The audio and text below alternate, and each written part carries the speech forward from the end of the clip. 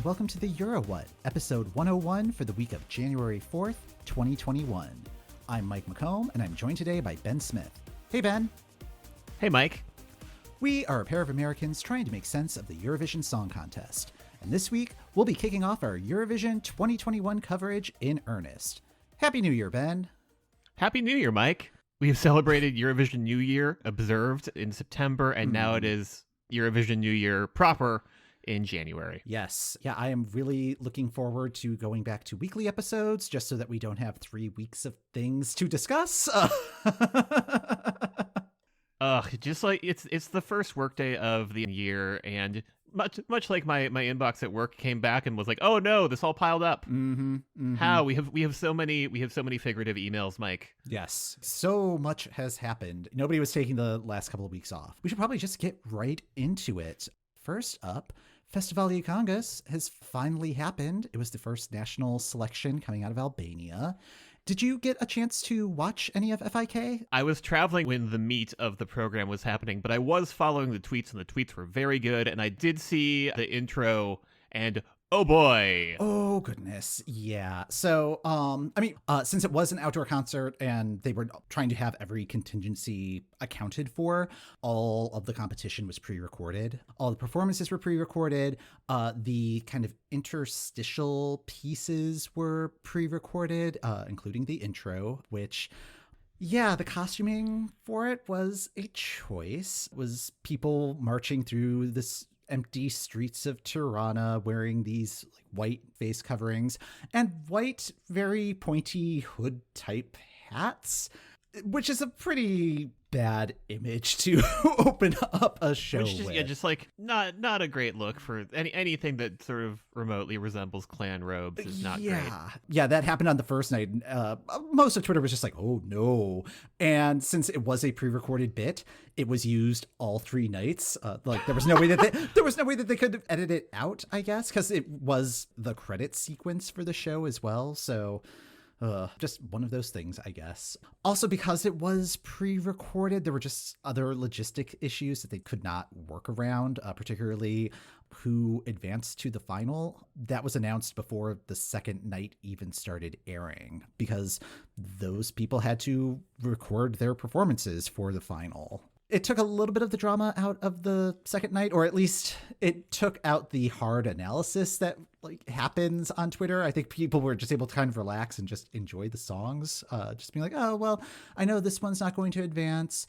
That's fine. This is a really good version of that song, that sort of thing. I do know that Twitter loves discourse more than anything. But on the other hand, it's nice to know that, well, this is out of my hands, so I can just enjoy this. Yeah, the first night of the show was Eurovision-ish night, doing what the performance may look like on the Eurovision stage. And then night 2 was acoustic night. For the songs that were already kind of acoustic-y, that just meant people sitting on bar stools. And for the songs that did need to have an acoustic arrangement, there were some really interesting arrangements. Some of them were a little bit jazzier, some that I liked a lot more than the original presentation. So it's nice that there was this kind of element of providing choices in case a song does end up going on to win. There were also the interval acts. There was an interpretive dance set to Marilyn Manson's cover of Sweet Dreams Are Made of This. The clan dancers from the intro clip did a dance routine set to a mega mix of Evanescence songs. That happened. Because again, I only experienced this through Twitter, and now knowing that those costumes were used in a dance number set to a mega mix of Evanescence, I will not be looking that up because it cannot exceed my mental picture of that. The dancing was fine. I don't think it was quite up there with the chorus line of people dressed as the Joker from last year's movie, The Joker, at last year's competition. So... I'm just trying to figure out how Albania will top this. A somehow worse costume set to a mega mix of Puddle of Mud. I would not put that past them. Anyway. No. At this point, I'm just like, do they need someone to choreograph it? Because I am terrible. I mean, the choreography was fine. But anyway, they did have a guest band show up, this Aussie group called Mixed Up Everything, who are currently stranded in Albania. Yeah, like they were on tour when the pandemic lockdown started happening, and they are not able to get home. So they're just kind of chilling in Albania. And they did a cover of Wind of Change by the Scorpions, which interesting choice given the podcast about that song. That I was about to say, no, it's having a cultural moment. I get it. All in all, it was a really fun show. Like, even though there was these interesting choices for performances, the overall show was a pretty tight production. It did not drag on, and they wasted no time in announcing the results. I think it was just a case of just like, it's cold, it's almost midnight, we'll just announce first, second, and third place and get out of here. The winner of the contest is Anxhela Peristeri and her song Karma.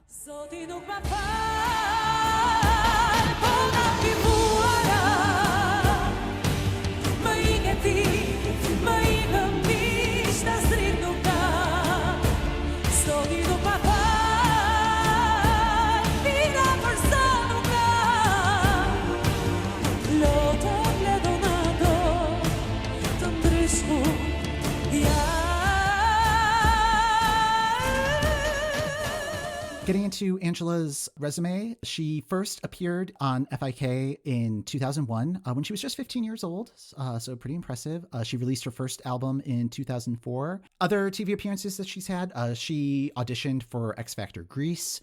She won Albania's version of Your Face Sounds Familiar. Oh no, how is this show everywhere? Yeah, it potentially yikesy. I've seen a couple of the singers that she has impersonated. I have not seen photos, so I don't know if it's 100% yikesy, but congratulations on winning a competitive reality show.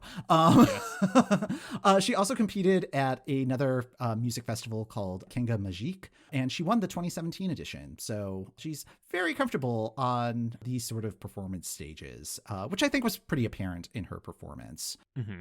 Yeah, did you get to watch the performance? I did. Back when we previously discussed Festivali Këngës, the stuff that I was looking at was a little bit outside of what it felt like the larger field as a whole for FIC this year had to offer. And knowing who the judges are with this and knowing the wavelength Albania has been on the last few years, I'm like, yes, this one makes a lot of sense. It reminds me a lot of Greece's 2018 entry, like strong orchestration, very powerful vocal, but it's kind of... there's just a lot of elements and it's just kind of muddying the water a little bit. I think if this has a few studio passes, maybe a couple edits here and there, they can find something that's going to work really well. Yeah, I would agree. Anxhela definitely has the stage presence. Like that was the thing that drew me most into the performance, is like she is very present on stage and draws your attention. Mm-hmm. And they do seem to have an actual staging concept. Mm-hmm. Oh yeah. Like the staging, I agree with you that it felt messy. It felt like there's a lot of stuff happening. Mm-hmm. Some interesting stuff happening in the music. I like how they're giving various things moments, but there is just sort of a moment where like somebody holds her microphone while some guys toss her around for a little minute, which was fun. I did like that. The song has good bones, and the performance has like some decent sketching out, and they just need to go back and fill it in with some ink and some color. Mm-hmm. Yes, that is the perfect way to describe it. And she did say in an interview after winning that the song's going to stay in Albanian. Even she acknowledges that there's going to be some tweaking happening between now and when the song is due for delivery in March. So I trust her. I'm trusting the process on this one. I don't know if it is necessarily a Eurovision winner, but I think Albania has a shot here. I agree with you that it doesn't immediately strike me as the winner. Mm-hmm. The song that it reminded me of, weirdly enough, was Jonida Maliki's entry. It was like it had some elements of that. It felt like it could exist as in a similar space. I'm like, okay, yes, this is what Albania wants to do right now. This is our national winner. I'm not sure that's going to be Europe's whole wavelength this year, but the field is young. This is song one. We know so many artists this year, but this is song one. Yeah, she is in our top one right now. So yep, I'm making the YouTube video. Yes, our top one. That was Albania, and yeah, hopefully we will be hearing from them between now and when they drop the song. Like usually they kind of go radio silent, so they do have that tendency. Yeah, fortunately there are plenty of other processes that are going to be happening between now and then. Indeed. The one that I'm most excited about, Mike, Lithuania. We have Yes. more details about Pabanum is Now Season 2. So it was supposed to have 23 acts, including the Roop, but we are down to 21 acts. We are getting slightly less Pabanum is Now this year, which I understand from a television production during COVID perspective, but as a person who thought that they had like the exact right amount of process last year, makes me a little sad. Mm-hmm. We're going to have 2 rounds of now 10 entries each, presuming that we don't get more cancellations. Mm-hmm. From there, a field will be narrowed down to a semifinal, and from there will be narrowed down further to the final, which will include the Roop and some number of acts. Looking over the list of contestants, I see some names I'm very excited about, including Gabrielius Vangelis, who hopefully has hired a stylist this time around. Yeah. Also, Mike, I saw that Vilja, yeah. Vilja. And I'm not going to try to butcher her last name. But Yeah, I was going to say, neither am I, but she's saying attention, which has grown on me as an entry. Yes. There are a lot of alumni that are coming back. Tusum is going to be competing once again. Oh, yes. I had forgotten about that. And like, I am very interested to see, because I feel like in the old process, Tusum had more legs, and then last year they did their normal thing in like Pabanum is Now. Mm-hmm. And like everybody brought their A game to Pabanum is Now, and there was so things like Playa did not have the legs to compete, and I want to see what I want to see Tusum on their A game.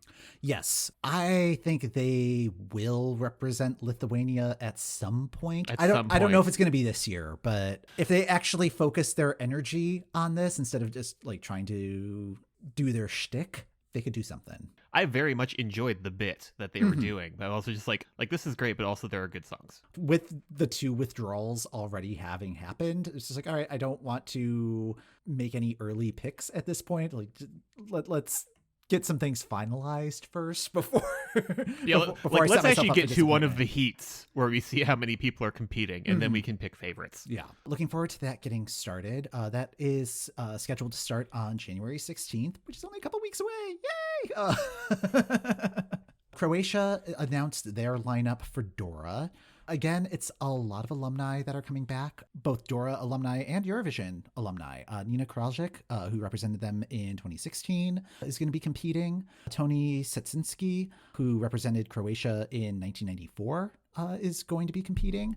And Mia Negovetic, who was the runner-up in last year's Dora, is coming back to try to win. And she actually has a U.S. connection. She appeared on the NBC show Little Big Shots in 2016. So, neat. Whereas I just looked at the notes and she was on NBC's Little Big. I was like, when did they have a television program in the Americas? Oh, no. Yes. Don't put it past them.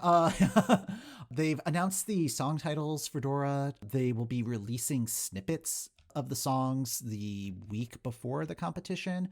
But yeah, we're going to have to wait until Dora happens before we get to hear the full songs. And that is happening mid-February. Continuing the Tournament of Champions theme of this year, apparently, Italy. Italy has announced the Sanremo lineup, and also that there might be a Sanremo bubble, which please film that.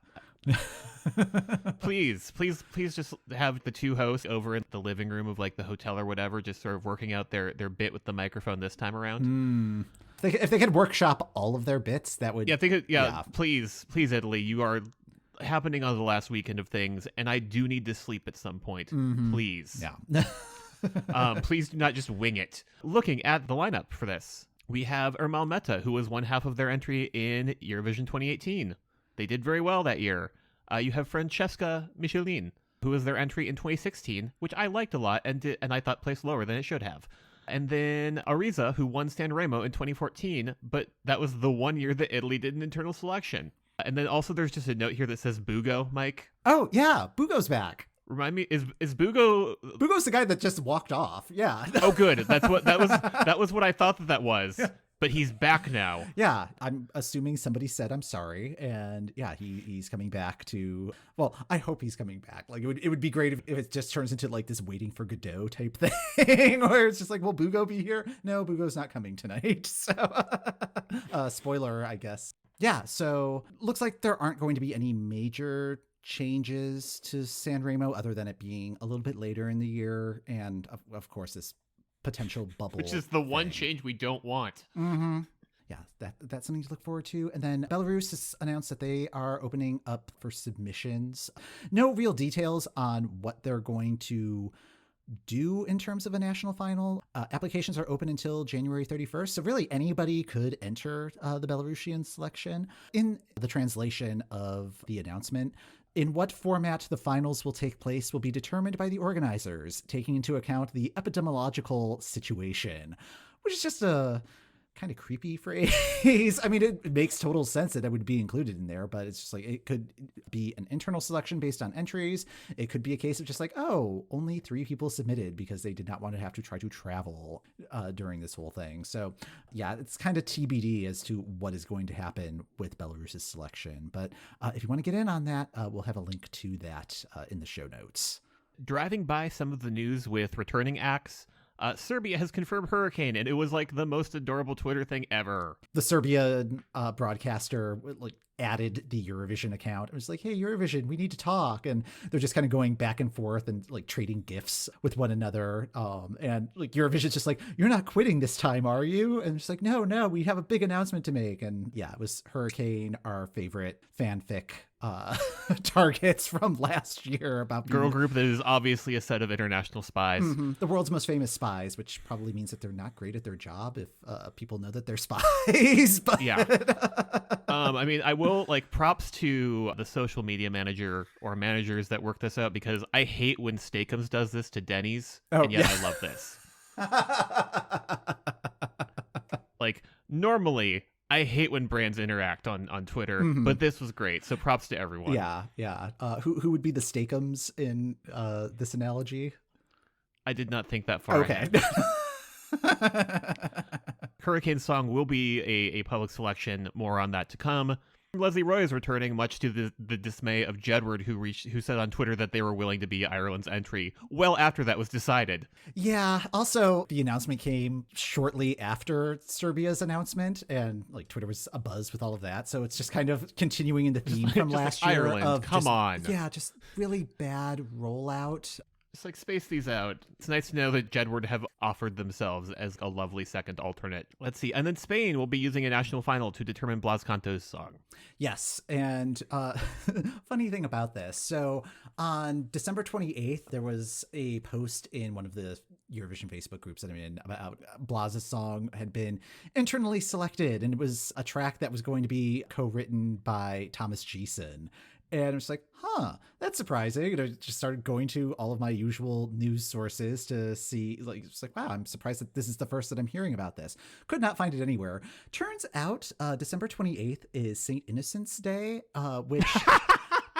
which in Spain is treated kind of like April Fool's Day. So lots of pranks. This was one of those pranks. And it's like, there was some nice attention to detail in the article. Yeah, like it was pretty well done. But I have added to our calendar on December 28th a note: do not trust any stories about Spain coming out at this time. And the news about the national final dropped at like midnight on the 29th, which is just like, okay, I'm only 90% sure that this is legit, but it does appear to be legitimate because I believe he tweeted out about it that there would be some form of public selection. We learned a thing, and we love that. Yeah.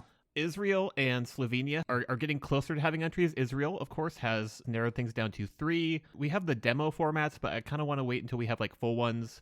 Online voting is available now, and the winner will be revealed on January 25th. Full versions do not arrive until January 18th. So again, kind of holding off on having thoughts until I hear like the full versions. Mm-hmm. Yeah, same here. And then with Slovenia, they are planning on holding EMA on February 27th. So there will be some public input on their selection. There were 191 songs that were submitted for their singer Ana Soklic. So far, 3 songs are on their shortlist. There may be a few more added in as it gets closer to showtime. And this will also mark 60 years since the first Yugoslavian Eurovision entry. So expect a celebration of a year that ends in 0 on EMA this time around. Couldn't escape if I wanted to. Knowing my fate is to be with you. Finally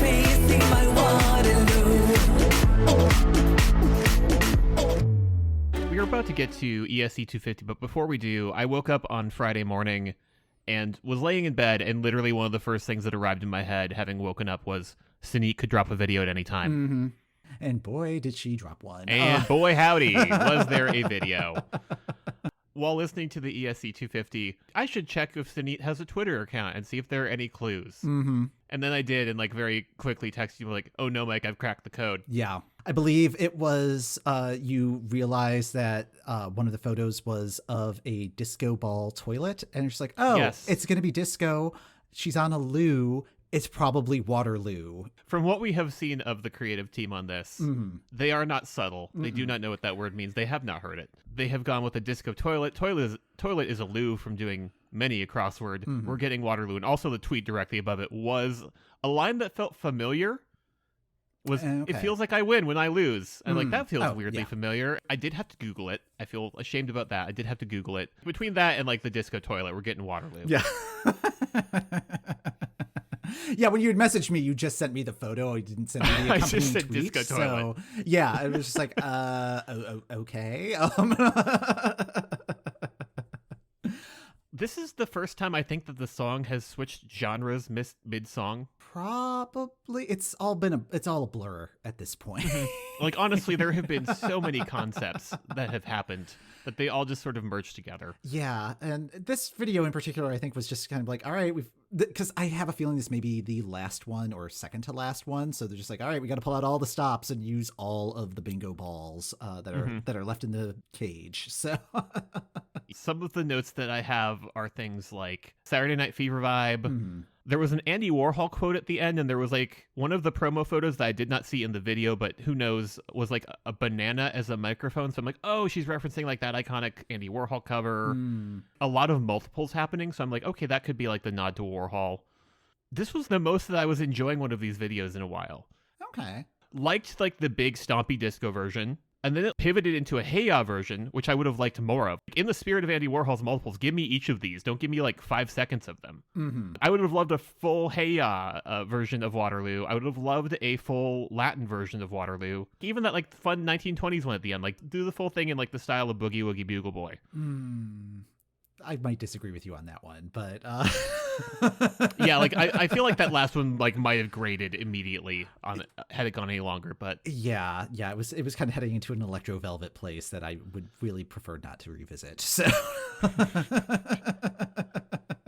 I think it was one of the stronger covers, like just like as a song. I don't know if I'm going to miss this project once it wraps, but I'm glad we had the opportunity to experience it.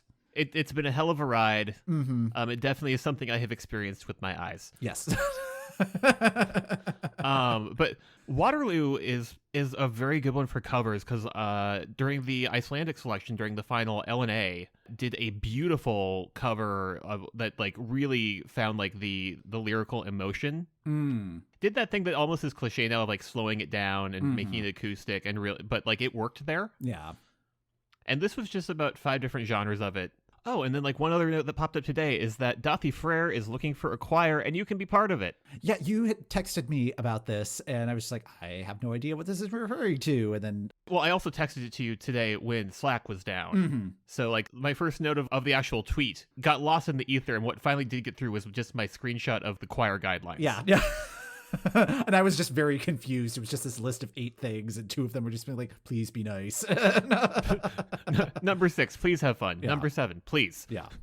Since they're allowing pre-recorded vocals at the contest this year, I guess Dathi's taking advantage of that rule. So, well, I feel like when we discussed this, I was like, I do want to see what Dathi does with the vocals rule, and apparently he's making a choir. We'll have a link to both the tweet with his announcement and the Google Drive that you can access to submit your piece. And that is due next Monday. So get on that. So, chop, chop. Yep. You have homework this week. So you have homework. Chop, chop.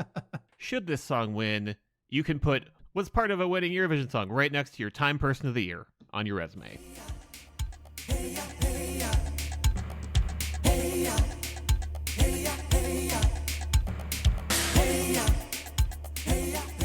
Let's take a look at what's happened in Eurovision's past with the ESC 250 results. This past Thursday, New Year's Eve, there was the countdown on ESC Radio that was put on by songfestival.be, where fans voted on their favorite Eurovision songs and entries, and the top 250 were played countdown style, starting at the wee hours of the morning, going till about 6 o'clock U.S. Eastern Time. Lorraine and Euphoria won again. This is the 9th time that song has won. This is the 9th year that song has been in existence, so pretty good track record.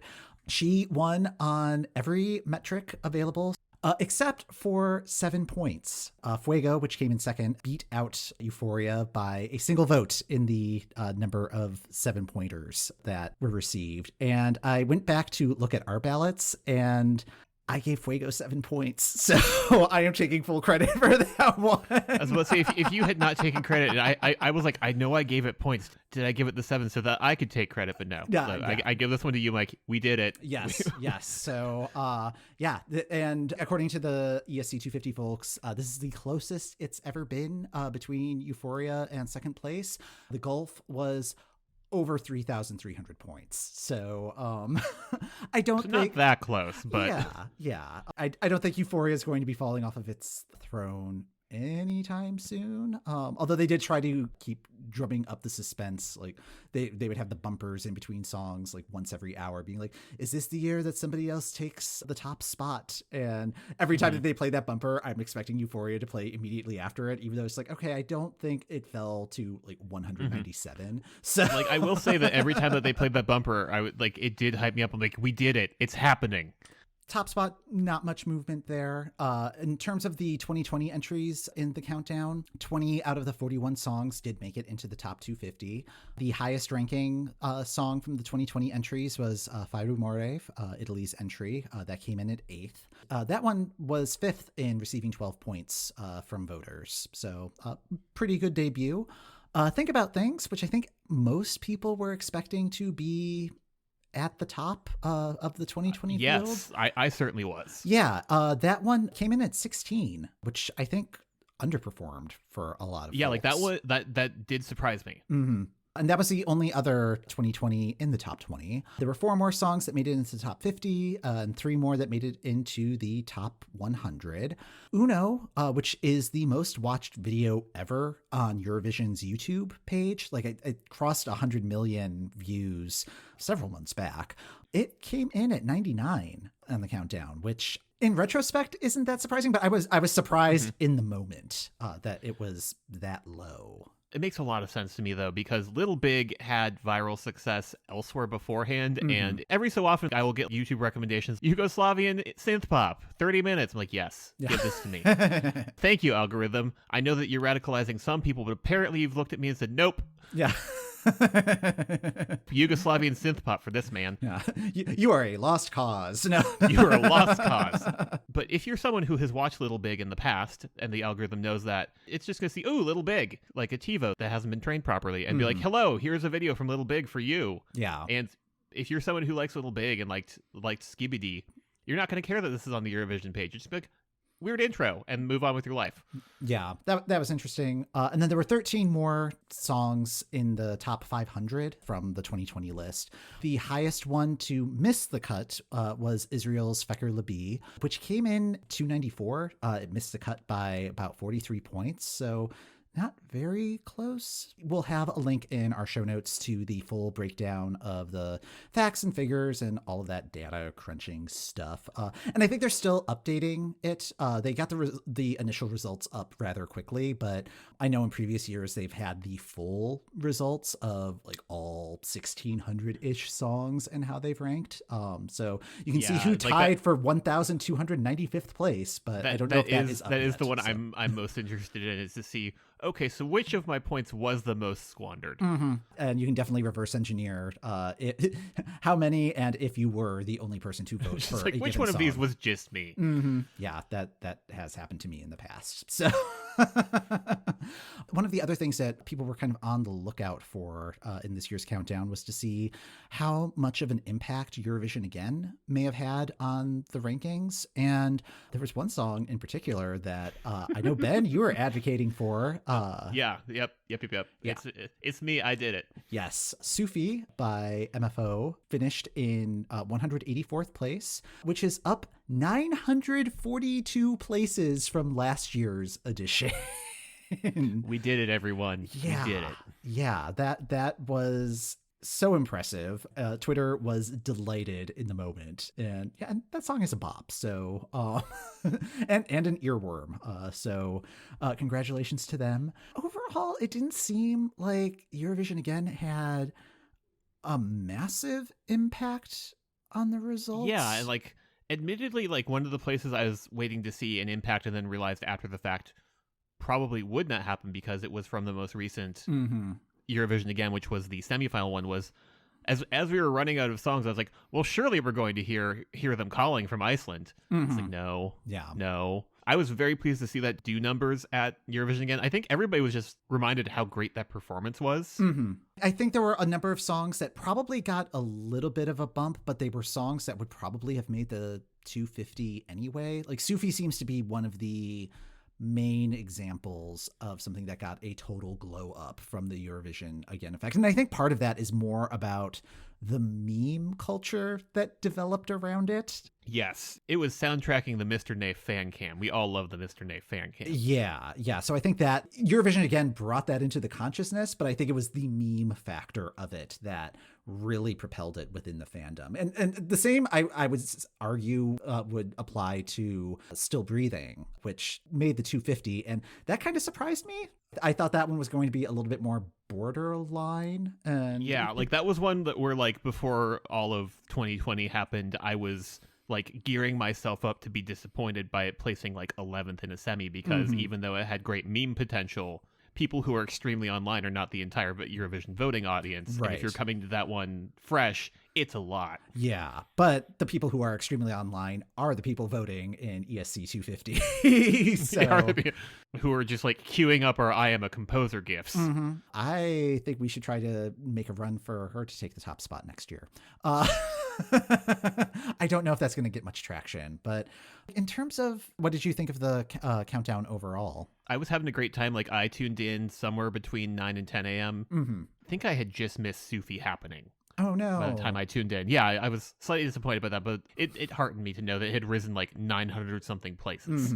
I was having a great time, grooving along with like, I love these radio bumpers. Just like all radio bumpers are the same internationally, just like the stacked chorus of voices. It's just delightful because like I haven't listened to ESC radio a ton, weirdly enough. By the time we got to like the top 30 or so, I was just sort of going, okay, but what, like, was very happy to see that Hatari still had like a defined presence and came in like 24th. That was great for me. Yeah, that was a pleasant surprise. Like I expected that one to drop way more. And was just like okay, cool. The fandom does like the screamy boys. Yeah. Well, especially because I think not too like I forget if it was too much earlier or later, but like Vizlat Nyar was also up there more. Yeah. Maybe. More than I expected it to be, where I'm just like, oh, they're like, we do like when this occasionally happens at Eurovision. By the time we got to think about things was in 16th, I kind of lost interest just because I'm like, okay, cool. I know exactly what the final 15 are in about roughly the space where they are. And it's probably Euphoria again. And like, that led me to think of like, I have one suggestion just because we are about to come up on Euphoria's potential 10th time at the top. Well, this is more content. This is also more work. So, and I completely understand that this is much like our show, a volunteer thing. So here's my proposal is that you now have two ESC 250s, one that is the last 10 years and one that is everything else. Cause that way you have like a nice balance of very recent memory and also the old standbys and the classics and the things that we love. I get kind of bored that Euphoria is number one every time, because Euphoria is a fine song. It like every time that it does randomly come up on shuffle, it is a delight. But also number one every time, lots of other exciting Eurovision things are happening. Like I found out about an entire range of songs from Eurovision Again. it's almost like, I want to say like the Oprah rule of like, once you've been number one 10 times, you then have to move to the, like, because I'm not opposed to it like being like the everlasting piece of art, but I also want to leave space for other new things. I would agree with that. Yeah, I mean, it's, of course, I'm saying this as someone who just thinks that Euphoria is fine. Like, I legitimately do not understand why it keeps winning each time. Like, it gets into the science of pop music, where it's just like, oh, I really want to understand, like, why does this, like, what is it about that song that is permanent? But it's also one of those things where, and this is a phenomenon that has been kind of coming up in conversation, not just because of lockdown, but I think it's been exacerbated by the lockdown, where people are kind of along the same lines of like the nostalgia tip of like all of these reboots and cast reunions and stuff, where people are just watching stuff that they are already familiar with and rewatching shows that they've already seen maybe multiple times. And this might be like this year's countdown in particular in the top spots, just being like, okay, just sticking with what's familiar and having that be almost like a tradition in a way, where it's like, okay, we've hit the Waterloo portion of the list. Like, as soon as you hit Waterloo, you can pretty much guess what remaining songs are going to be played until the end of the countdown, with Euphoria being the other end of that parentheses. And I don't know where I was going with this, but it feels like this is kind of pointing to a bigger cultural thing. And that might just be something you look into further on our end. It's just like, okay, but like, why is Euphoria number one? Yeah. And I'm sure the responses that we will get is just be like, it's a really good song. It's just like, fine. It's Welcome to 2021, everyone. Euphoria is fine. Yes. It's fine. Euphoria is fine. We are going to gaze at our navels for that is my brave, controversial take. Yes. Euphoria is fine. All right. Anything else? That does it. I'm so glad that the season is here. I am too. Yes. And as we mentioned, we're going to be back weekly. It's now officially selection season. But until then, that is going to do it for this episode of the Euro What. Thank you for listening. The Euro What podcast is hosted by Mike McComb, that's me, and Ben Smith. That's me. You can subscribe to the Euro What on the podcast app of your choice. When you subscribe, leave us a review and let us know how we're doing. This will help Eurovision fans find us as the 2021 season gets underway. Show notes are in the description of this episode or on our website at eurowhat.com. There you can also find our Spotify playlists for the various national selections, as well as a calendar for all of the national final broadcasts. If you'd like to contact us, we're at EuroWhat on Twitter and Instagram, or you can email eurowhatpodcast@gmail.com. We'll be back next week to try to make sense of what's new in Eurovision.